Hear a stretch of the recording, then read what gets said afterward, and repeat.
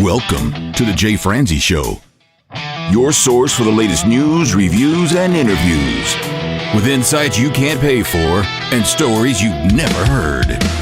Just so I could piss right next to Tom Petty. Garth turned out to be the most loyal artist of all time. Smoked weed with Willie. That was the most surreal, tension moment. So I knew I already had a strike against me. Now, here's your host, Jay Franzi and Tiffany Mason.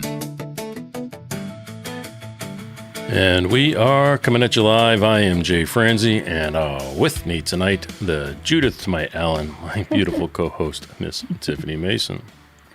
Good evening, Jay. If you are new to the show, this is your source for the latest news, reviews, and interviews. And if you would like to join in, comment, or fire off any questions, please head over to jfranzi.com. All right, my friend, tonight we have a very special guest with us.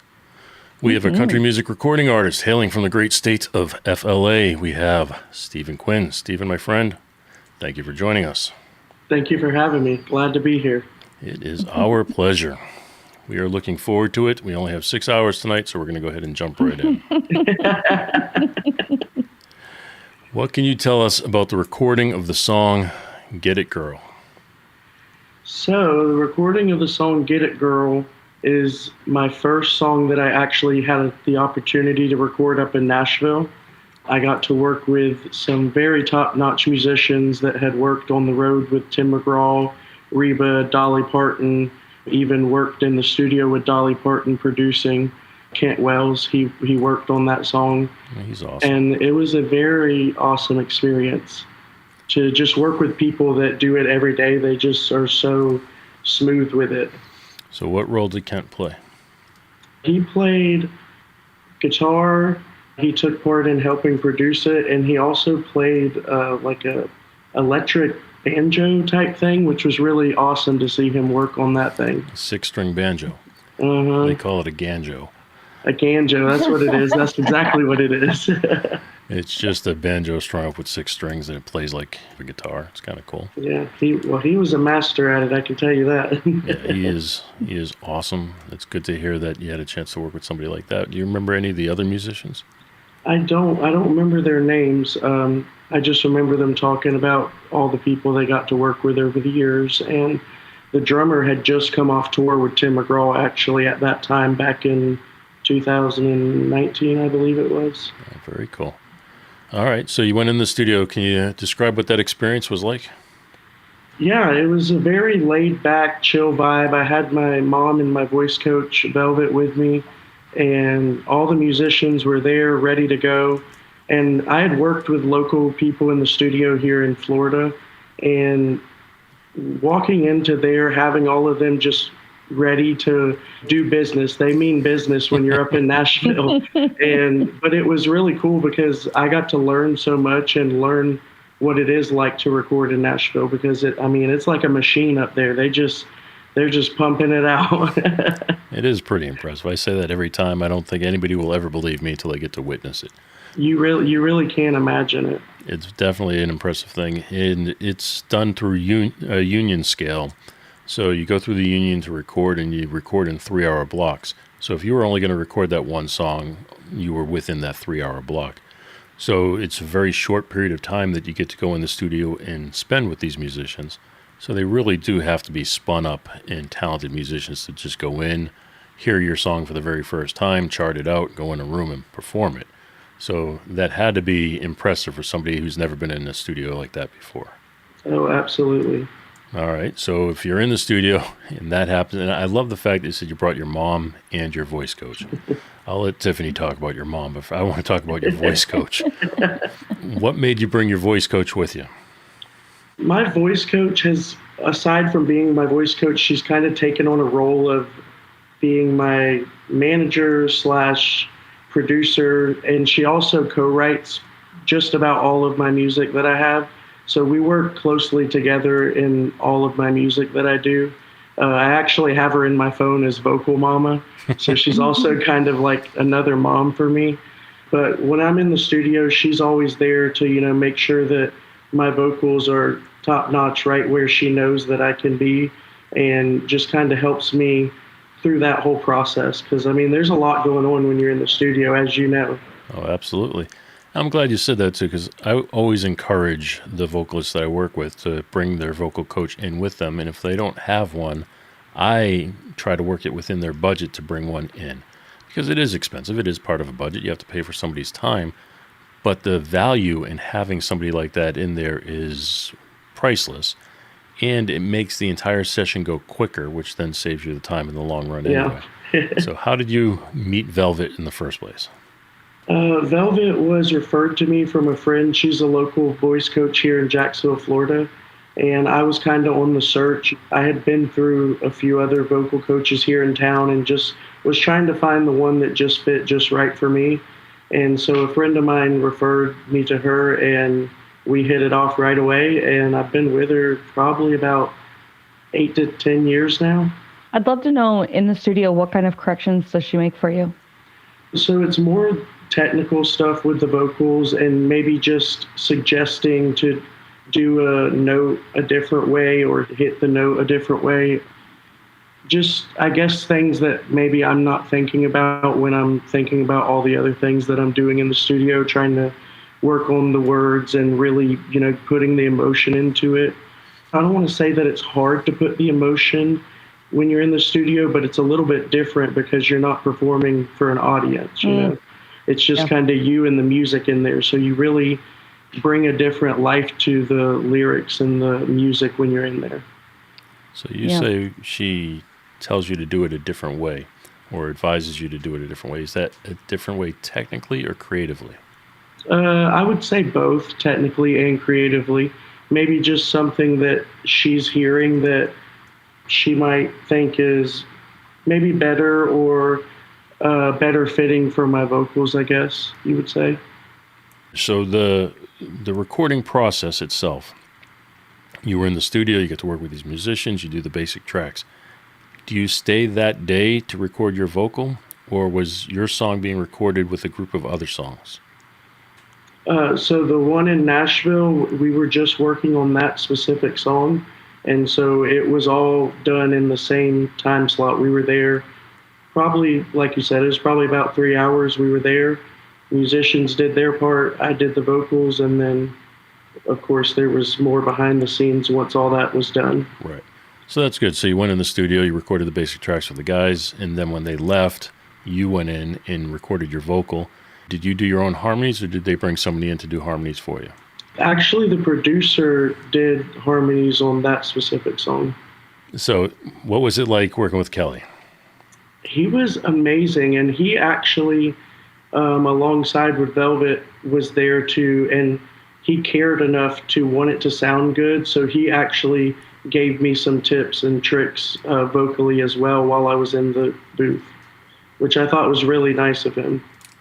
Oh, it's very nice, and it's actually very cool that you have a team of people that are willing to put in the effort it takes to get it right, because in Nashville, like you mentioned, it is a machine, and sometimes you get one machine that just wants to pump you in and out, pump you in and out, and keep making the money come in, and then there's some that want to take their time and make sure that they get a product that they can feel proud about when it's over.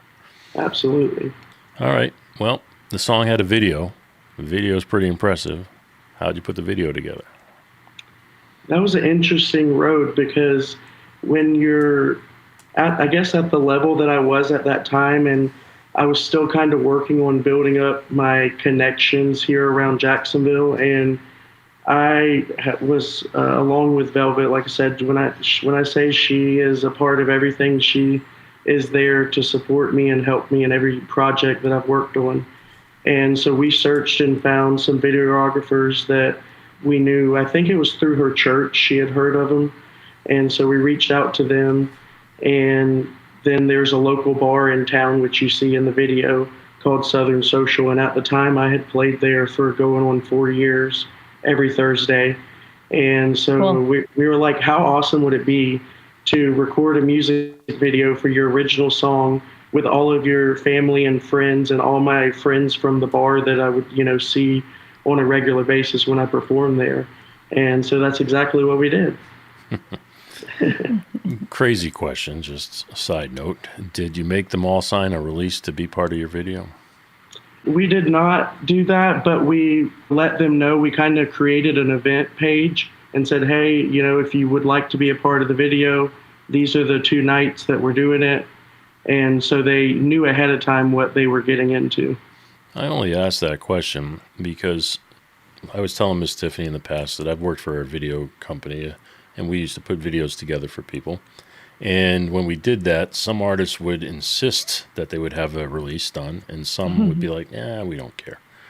So a lot of times in the case of we don't care, what we would do is we'd put signs up saying, hey, on the front door, before you enter this door tonight, realize this is going to be a recorded event, that there is an opportunity that you might be put on video. If you don't want to be put on the video, you can go up to the balcony.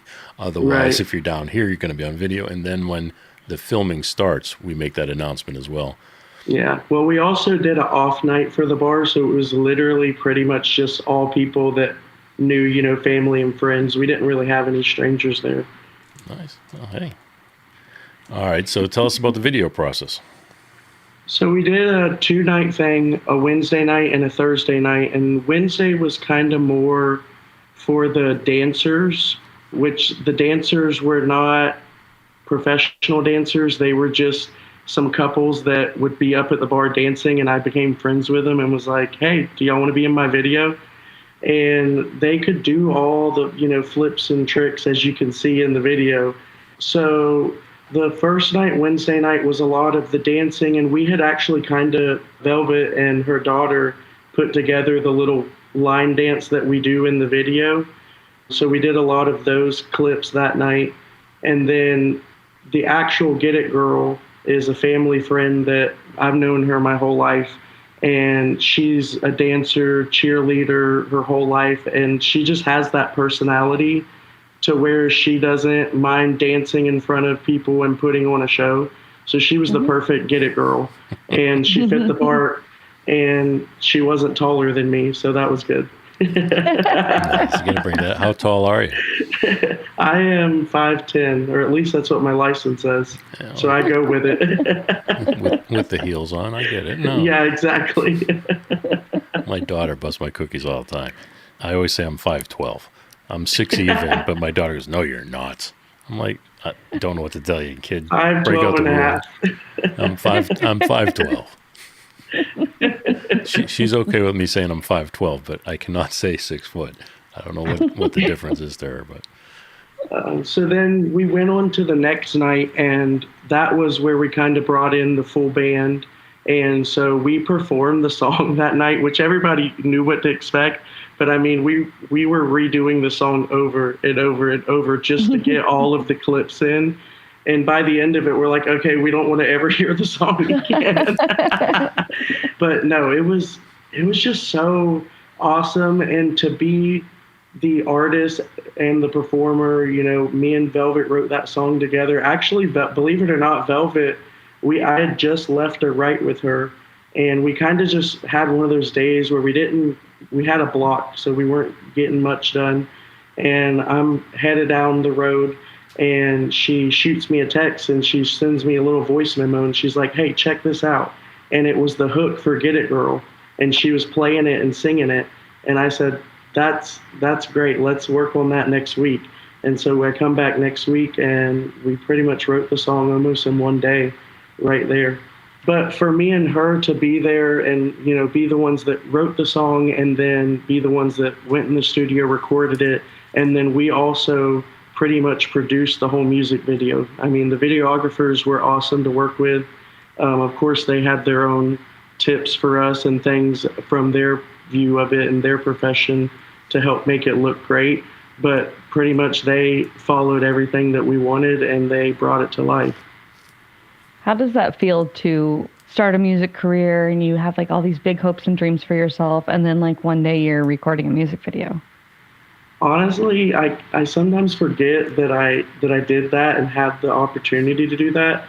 And when sometimes we'll be at my parents' house having a family event, and my dad or my niece and nephew, they love the video. They love that song. And so they'll pull it up to the TV, and I'm like, oh, yeah, I did do that, didn't I?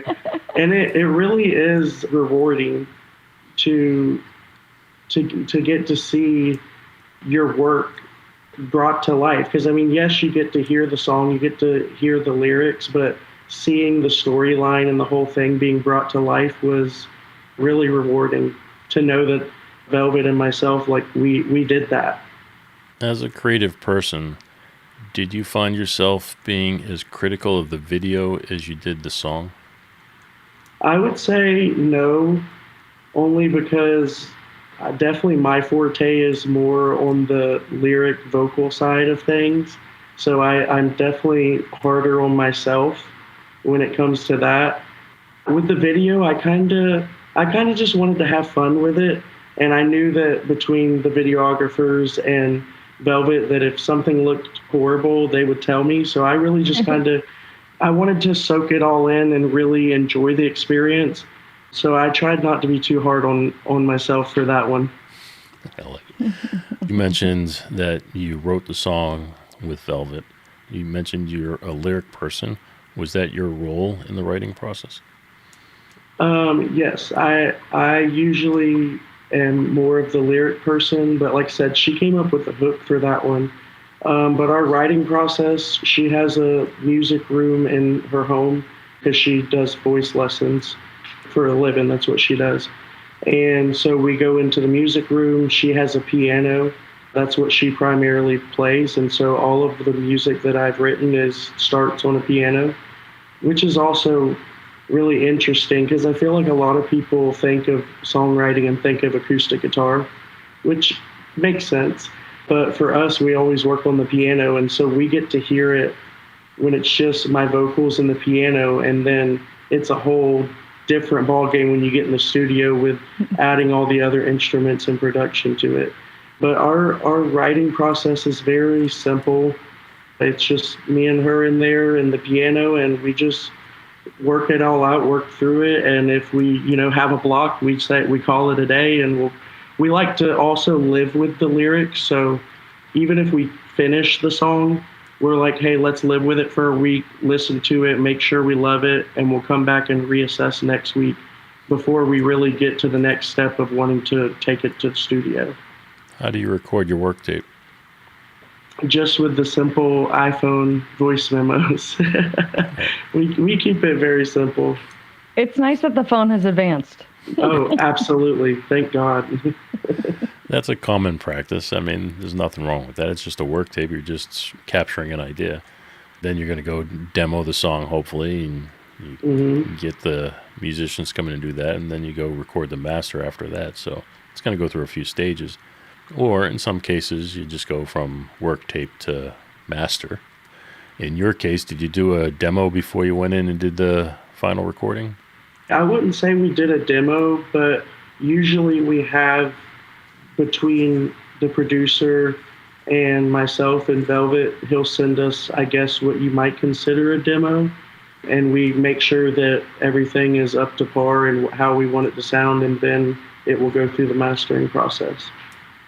Have you and Velvet played with Suno or any AI to help you guys kind of hear what that's going to sound like?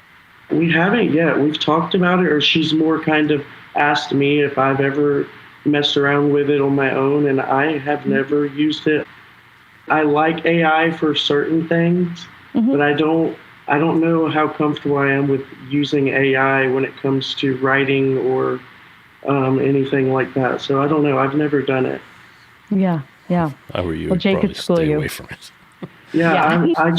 Somebody asked me recently how I felt about AI in the music business and if I felt like AI was going to take our jobs. And I'm like, AI can't feel emotion, and AI is not going to come perform live. Like, AI can't be human. It can't. Yeah. Not yet. We've had that. Not yet, right? It's advancing pretty quick. Let's check back next month. I think as far as AI goes, I would never suggest using AI to craft your lyrics. But as far as doing a work tape, there's no reason why you couldn't sing into the recorder and then have AI build the instruments around you. So that way it's you singing, it's your song, your lyrics. You're just using it kind of like you would a drum machine, but it plays drums and guitar and bass and plays everything. Okay, I see what you mean. I didn't think about it that way. Yeah, so Interesting. There's definitely ethical ways to do it and non-ethical ways to do it. Let's put it that way. Yep. Yep. All right. You said that Velvet helped you almost produce and direct the video so you could perform and stay on top of what you needed to focus on. So how did the management side of the relationship develop in the first place? Oh, I guess I've never thought about that. I mean, so first things first, she really just started as my vocal coach, and then it got to the point of, okay, she got to the point of asking me do I want to audition for any of these shows, such as American Idol, The Voice, all of that. And so she would help me in the process of deciding which one to do and, helping me sign up and then also following me through the whole process. Even when I went to audition for American Idol, and I believe one time for The Voice and one time for American Idol, she actually traveled with me to my audition and everything. I don't want to mislead by saying management role. Like, she doesn't really do my booking or anything like that, but she just is that person that when it comes to my music business, if I am uncertain about something or have a question, I'm calling her, hey, do you have a minute to talk? I need some advice. So she's kind of a consultant in that way. And then, like I said, of course, co-writes, and she plays the piano to bring the lyrics to life. And so just anything that I need, she's always been there for me. Filling in all the gaps. Yeah, she wears all the hats. It's nice to have somebody like that. She is a godsend, absolutely. So you brought up American Idol and The Voice. Can you tell us your experience with American Idol? Yeah, absolutely. American Idol, I went and auditioned for my first time ever. Growing up as a kid, I'd always been obsessed with American Idol, as well as my family. It was kind of our thing to sit down and, when American Idol was on, we would sit down and watch every night that it was on. We would be voting on the house phone at the time. The landline. Yeah, exactly. And so growing up, that was even before I really got into singing, and I guess I didn't really realize the connection I had with American Idol until I got older and deeper into my music career. I don't even know how it got started. I'm sure somebody was probably just talking about how American Idol was starting auditions. Are you going to do it? And then I just signed up and did it, which was the first season that Luke Bryan, Lionel Richie, and Katy Perry were judges. That was the season that I was on. How long of a day is that? The days are long and the process is even longer. My first audition was in August, I believe, of 2018. And it was in Disney Springs down in Orlando. Mm-hmm. Yep. It was outside. It was so hot. They had this fenced-in area that they had set up, and then they had little pop-up tents all lined up in there. Yeah, no misters. And there was executive producers and producers all sitting under each tent. And so it was like a cattle call, like you can imagine, with thousands of people. My mom went with me, and we got in line at, I believe it was like 4:35 in the morning. Before the sun come up, we were standing in line. Goodness. And then we didn't get done with that whole day until about 3 in the afternoon. Wow, okay. Yeah, so it was a long day. I did 2 auditions that day, in front of regular producers and then in front of the executive producers, which come to find out, those 2 ladies that were the executive producers, I find out later down the road they were kind of the chiefs when it came to making decisions later down the road. All right, so how did you find that out later down the road? During Hollywood Week, not to skip any parts, so August is when my first audition. October was when I did my second round of auditions, which was in front of the actual judges. And where was that? That was in Georgia. And that was kind of the same process. We got to get in line at 7 in the morning this time, so that was a little better. You got to sleep in. Slept in. Exactly. And that one, you were actually allowed to bring pretty much as many people as you wanted. So I brought 30 people with me. The whole Hipster clan. And we had matching shirts with this logo that I created. We had neon pink and neon green shirts. They had this, those big head signs that you can make for yourself? Fatheads. Yes, they had those made up on sticks. They did it all. And we really had fun with that trip, needless to say. So we did that, and that was in October. That was actually my 18th birthday. I auditioned on my birthday. Oh, nice. Oh, cool. And I didn't get back to the hotel that night until about 1 a.m. Oh, wow. So that was an all-day thing. Now, some of my people throughout the day, they could leave. They didn't have to stay. So some of the 30 people, they did not stay till 1 a.m. If they did, they were very dedicated friends and family. Exactly. I don't blame them. I would have left if I could. So then after that, you, of course, wait until, I believe it was the end of January or February that they flew. There's a big gap because they got to finish all the cities of auditions with the judges now. And so I think they flew about 150 of us to Hollywood. That was somewhere around January, February. Mm-hmm. They fly us all out there. They put us up in hotels. We stayed in the Roosevelt. I don't know if you're familiar with that. It's a historical hotel there, which was really cool because I'd been to Vegas, but I'd never been to that side of California and Hollywood and all that. Yep. So then they fly us out and we go straight into getting assigned to our rooms, where you get randomly assigned a roommate. So you get to make friends. And you're allowed to make friends. Yeah, you're allowed to make friends. And then it really was straight in. The next morning, you got to be up at 6 a.m., camera ready, down in the lobby. Emphasis on camera ready. Right. So you're up at 5 because you're lucky enough to be a dude. For a dude. Exactly. I feel bad for the girls. They had to get up probably at 4. And then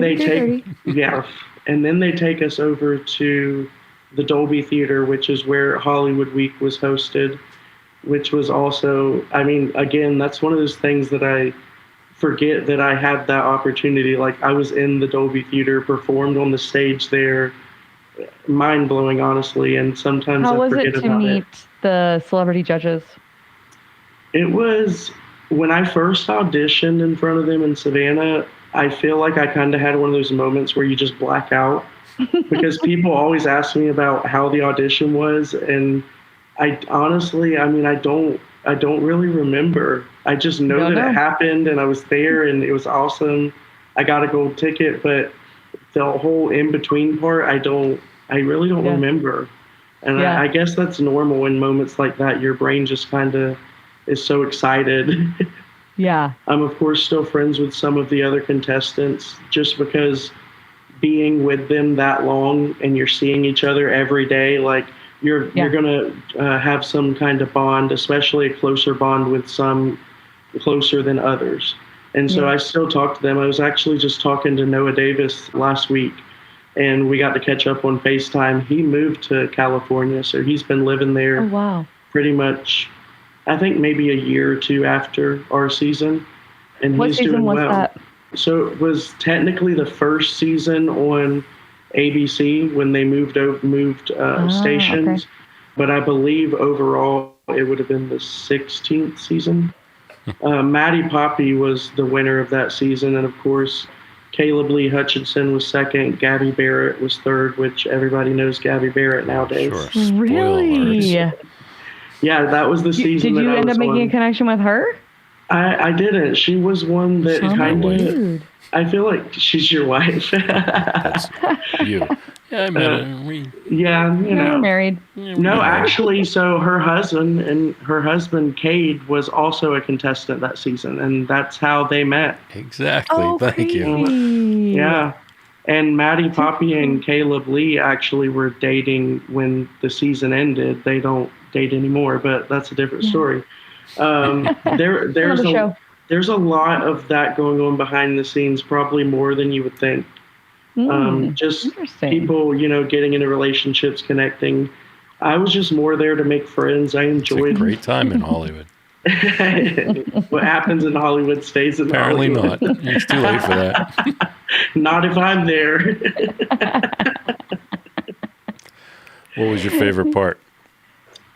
I would think making the connections, but that's just because I'm a people person. As far as my favorite part of my whole experience, I would say my top 50 performance, because that's when they brought in a live audience. And we had, I would venture to say that it was probably about a 12-piece band behind us, 3 backup singers, the whole shebang. So getting to do that in front of a live audience, I think there's about 300, 400 people there. That, and of course the judges were there. That was definitely my favorite part, but that's because that's where I thrive, is in front of a live audience. What did you perform?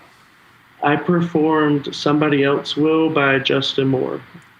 And what was the reaction like?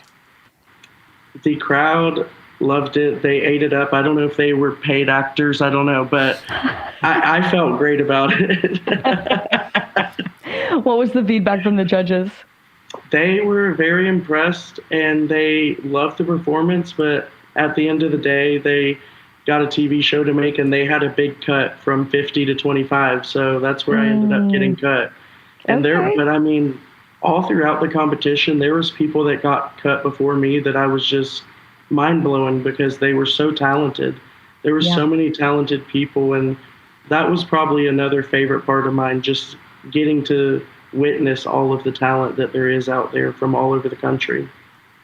Stand Up, one of the other songs that you've recorded. It's a very patriotic song, so can you talk a little bit about how your family has instilled those values in you? Yeah, absolutely. So growing up, I lived a very simple country life. And when I say country, I don't mean like I grew up on a farm. I wasn't riding horses and wrangling cows. When I say John Deere to school. Exactly. When I say country, I like to think of it as meaning a way of life, meaning like who you are as a person. And so I grew up just very simple. We didn't have a lot, but we had love, and I was raised to be, respectful of others. Yes, ma'am. No, sir. I still get all the time, I'll be in the grocery store and I'll say, yes, ma'am. And they're like, you don't have to do that. Or they'll be like, I'm younger than you. It'll be like a 15-year-old. And I'm just like, it's a habit. I don't know. I'm sorry. I can't help it. Or sometimes Northerners, I come across Northerners, they don't like that a lot. No, I tried to say it to my dad, and my dad was like, Tiffany, I'm your dad. And I was like, right, but like down here, we just say that all the time. Down here? That doesn't make it better. But another song that Stephen wrote. Yeah, so just to keep on with the stand-up, I mean, my grandparents, both of my grandfathers, served in the Navy, and some of my uncles were in the Navy, Air Force. So I just was surrounded by people that served our country, and my parents instilled in me those morals and love our country, love your family, love our freedom. And that's been my whole life. I think that is part of what I say when I mean like something that is country. Like that's country to me, is loving your country. And so that song Stand Up came to life probably in 2022, I think it was, 2023. Gosh, that doesn't seem like it was that long ago, but I guess it was. And that was a crazy time in our country, as we know. And that's kind of where the inspiration for that song came from, just talking about what are we doing? Where have we gone? And let's get back to, the premise of what this country was built on: family, faith, freedom, and just love one another and come together. Yeah. What was the response from people when you played the song? I still get a reaction and a response every time I play that song. I play it at just about every show, and there's a lot of times that I'll be singing it, and wherever I'm singing at, everybody stands on their feet. Everybody will stand up. And that's a really awesome feeling, just to know that like my words, my lyrics, my song has that power and that, effect on other people. And it gives that sign of hope, like, okay, we're not totally lost, and there's other people out there that are just like me and my family. but you also play the national anthem, and you play it in big events. You performed at the Jags game, so kind of similar thing, but this time they're forced to stand up. Absolutely. You play in front of that many people doing something like that. Do you get nervous when you step out on the field? So I don't feel like I've ever gotten nervous. I like to say I turn my nervousness into more like a anxious, excited feeling. I feel like it's kind of the same feeling mentally. It's just a matter of how you want to use it. And I choose to use it as excitement. And again, I'm just that type of person. I want to soak in the moment. I want to enjoy it. And when you let the nerves take over, you kind of forget to do that. Well, that's what I wanted to know. When you're singing in front of that many people and you're looking out at a sea of people, do you remember it? And that was a playoff game, right? It was. We played the Tennessee Titans. Yeah, that was a big game for us. Oh, that's going to be tough. You're playing against Tennessee and you're wanting to be a country star. I know. Well, I was kind of thinking about is that hopefully somebody on their side would see me and maybe I could perform it at their stadium next. Yeah, they don't want you if you're performing. You're kind of like singing against them. I know. I was wearing Jaguar colors too. I had to. It's my hometown. I do remember that moment, and that's only because I guess I just really soaked that in. I will say when I was in front of the judges, I was younger then.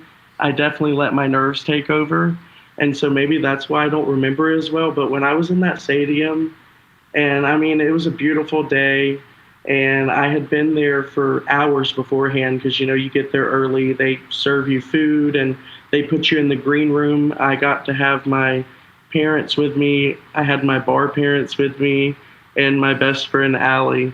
And so it was just the whole experience leading up to that was, I guess, relaxing in a way because you kind of get there and get settled in. And so all the nerves went away. But yeah, just walking out on that field with the stadium full and knowing that I'm about to sing my favorite song to perform was an amazing feeling for sure. And just real quick, bar parents. Yes. Yes. So my friends Jimmy and Lori, they're my parents' age, but I met them at the bar. We were all out listening to live music, and I met them years ago. This was kind of before I was really performing out like I do now, and we were listening to somebody else, another local musician, and we connected, and then they started following me and coming to all my shows, and now we've just bonded, and they've basically become family, and so I call them my bar parents. All right, fair enough.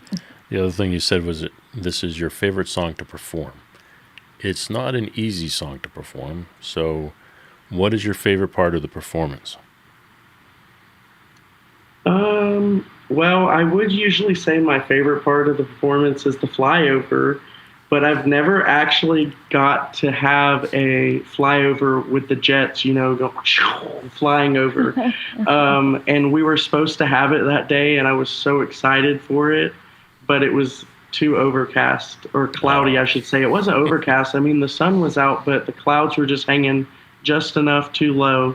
And so it wasn't safe for them to do the flyover. So that was a kind of a bummer because I was looking forward to get my first flyover because that would have been my favorite part. I meant your favorite part to sing. Oh, my favorite part to sing.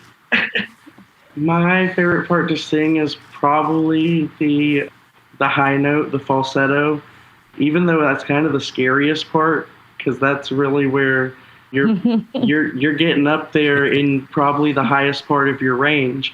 But I think it's more of the adrenaline. I'm an adrenaline junkie, and that's just like everybody's waiting for that part. And so knowing that and knowing what I'm going to deliver is exciting for me. Do you alter the melody at all? I actually try to keep it straight to how it originally is. And I guess probably the story behind that, less is more, simple is better. But as I have sung the national anthem over the years at different events, I would have specifically veterans when I'm walking around the event or the stadium that I'm at afterwards, stopping me and just saying, thank you for staying true to the original song and not doing too much or changing it too much. And so I realized how much people appreciate that. And so I would listen to how other people maybe would do extra runs or change the melody. And I respected and understood why they appreciated it so much. I definitely prefer when it stays traditional. Yeah, I think it's better. Like I said, less is more. Now, on June 13th, you are going to be at Country Fest at the Seawalk Pavilion, opening up for Ashley Cook. I am super excited. That's one of my favorite events that happens in Jacksonville. Tell us a little bit about that. First of all, I'm so stoked for that because I've wanted to play this event for years now. It's going to be hot. Oh gosh, I know. I got to figure out what I'm going to wear. I don't even know. I haven't made it that far. Top and shorts and flip-flops. I'm probably going to wear jeans and boots, but I'll figure out a comfortable, cool top to wear. Like I said, I'm super excited about it. This is going to be my first time. And there's actually a really awesome artist, Fuller, that is coming from Nashville, who's also playing. And he's somebody that I had just discovered when I moved to Nashville and have been living there for the past year. So I'm like really excited that our paths are going to cross again here in Florida and in my hometown. Yeah, very cool. I actually messaged him the other day and was like, hey, when are you getting here? Like, I have a show the night before. If you and the boys want to come hang out, or if you want to come jump up and do a couple songs, you're more than welcome to. Oh, yeah, cool. So I'm really looking forward to it. I think it's going to be an awesome event, and I think it's going to be a good time. How did that opportunity come to be? Somebody just told me, well, I say somebody, Amadeus from 99.1 Gator Country. He told me that he had connections with the people that do the booking there. So he connected me with them. I sent an email. And then we got on a call, and unfortunately, they had already kind of had everything set up, the lineup. Yeah. So they didn't have time to fit me in as a full band. He was like, we can fit you in next year, whatever. And I was like, is there any way you can squeeze me in this year? I just really want to perform. Yes. And so she said, we can do an acoustic set. And I said, perfect, whatever, I'm there. I just want to be there. That is so cool. When you posted that, I was like, no freaking way. It's all about who you know. I mean, for sure. Love it. That is awesome, sir. Well, we like to do this thing here. We give you the opportunity to thank somebody who works behind the scenes or somebody who may have supported you along the way. Is there anybody that you would like to thank or shine a little light on? I would love to really shine a light for Velvet, my voice coach. I mean, I know we talked about her a lot in this interview, but she is, she's changed my life, changed my career, and she's someone that will be there till the end. I know that in my heart, and she just wants to see me succeed. She has believed in me, and I am very appreciative for that. I say she's more than just a voice coach. She's sometimes my therapist. Sometimes I just go in, we won't write or work on vocals or anything. We'll just sit there and talk. Sometimes it's good to have somebody that's been, in my shoes, because she was a singer. She lived in Nashville. She's been through it all. So it's nice to have someone in your corner that really understands everything. Very nice. All right, well, we have done it. We have reached the top of the hour, which does mean we have reached the end of the show. If you've enjoyed the show, please tell a friend. And Miss Tiffany, if you have not, tell two. You can reach out to all three of us tonight over at jfrenzy.com. We will keep this or any other conversation going. Stephen, my friend, you are our guest. We would like to leave the final words to you. Thank you so much for having me, and check out my music anywhere that you listen to music. Nice. All right, folks, on that note, have a good night. All right, well, let's take a moment to shout out a few friends of the show. Let's talk about High Mountain Breeze's music first, because they have a new single out, Cats in the Cradle. If you don't know who High Mountain Breeze's music is, they are lifelong friends that reimagine the music that we have grown up with, music that we know and love. And their new single, Cats in the Cradle, currently out streaming on all of the services. Please take a moment, check them out. And actually, there's a video for you guys to check out in the show notes. And at the end, there is a QR code for Why Hunger. And in the episode that we did when we interviewed Jason Chapin, he told us kind of about his father's legacy and this foundation that he had started. So go check out the YouTube video. And then if you feel led to do so, support Why Hunger. That's awesome. That's a great charity. That charity has been going on ever since Harry Chapin put it together back in the 70s. Love it. Very impressive. Amazing. All right, let's also shout out Von Ray. Von Ray, we know him as a rock star, but he is also a knife maker. Von Ray, he's got a new knife out. It's called the Dragonfly. If you'd like to check it out, it is on his Facebook page. If you want to check out photos of it, it is very, very good looking knife, and it's got a good sleeve to it, which has an actual dragonfly on it that is inlaid. It's pretty cool looking. And the dragonfly is actually mother of pearl. It also looks a lot like abalone. So if you guys are fans of abalone or mother of pearl, because it is mother of pearl, then I would definitely check it out as well. And I know I've seen the knife that he made for you, Jay. Sexy knife. He customizes them.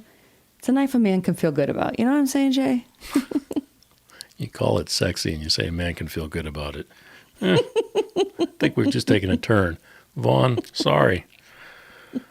All right, let's also feature a few crew members. We've got Miss Kathy here each and every week. Miss Kathy, thank you for joining us. We cannot appreciate you any more than we do. We also have the Mark Bottolato. Mark is also here each and every week, and he even comes on from time to time. And he was the first one to go up against you in trivia. Yes. We will not discuss the outcome. What was his nickname? Long-haired Mark. Long-haired Mark, yes. And then, of course, we've got the question of the day. James provides us with the majority of our questions of the day. If you like the questions of the day, well, thank James. And if you'd like to participate in that process, you can go ahead and send your questions or your ideas over to feedback@jfranzi.com. And on that note, folks, have a good night.